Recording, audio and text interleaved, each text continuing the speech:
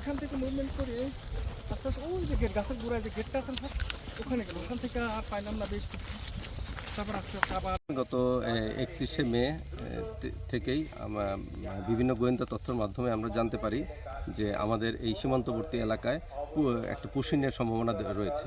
তো সেই মোতাবেক আমি বা আমাদের বিজিবি পক্ষ থেকে এই এলাকার টহল বা জনবল বৃদ্ধি করি এবং রাত দিন 24 ঘন্টা বৈরী আবহাওয়ায় যে কোনো বৃষ্টিপাত ঝড় বৃষ্টিতে আমাদের বিজিবি সদস্য সবসময় টহলেরত থাকে। সেই অবস্থায় দেখা যায় 31শে মার্চ রাতে ভারত সীমান্তের কাঁটাতার বেড়া সংলগ্ন এলাকায় যে তাদের সীমান্ত লাইটগুলো ছিল এগুলো সময় সময় তারা অফ করে দিচ্ছে বা বন্ধ করে দিচ্ছে। তো সেটা দেখে আমাদের আরও আশঙ্কা হয় যে কোনো পুশিনের চেষ্টা হতে পারে।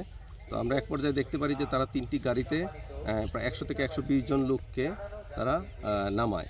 তো সেটাতে আরও আশঙ্কা বাড়ে। তা আমাদের টহল জোরদার করা হয়, তখন বিভিন্ন প্রকার মাইকিং, লাইটিং, তারপরে বাঁশির মাধ্যমে তাদেরকে সতর্ক করা হয় যেন কোনোভাবেই কোনো রকমের পুশিংয়ের চেষ্টা না করে। তো তথাপিও এক পর্যায়ে তারা ভারত সীমান্তের অভ্যন্তরে তাদের কাঁটাতারে বেড়ার একটি গেট তারা খুলে 10 থেকে 12 জন লোককে তার গেট থেকে বের করে দেয়।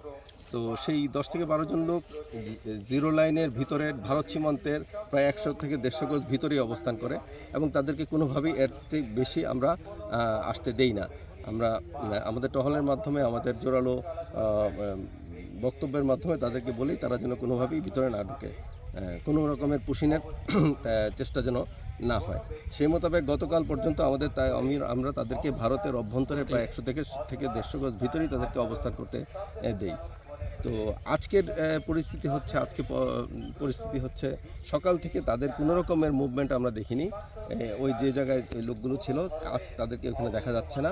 রাত দিন হওয়ার সাথে সাথে এখন পর্যন্ত তাদের কোনো মুভমেন্ট আমরা দেখতে পাইনি। আশা করছি হয়তোবা বৈরী আবহাওয়ার কারণে তারা বিভিন্ন রকমের ঝোপঝাড়ে অথবা কাঁটাতারের সংলগ্ন এলাকায় অবস্থান করতে পারে।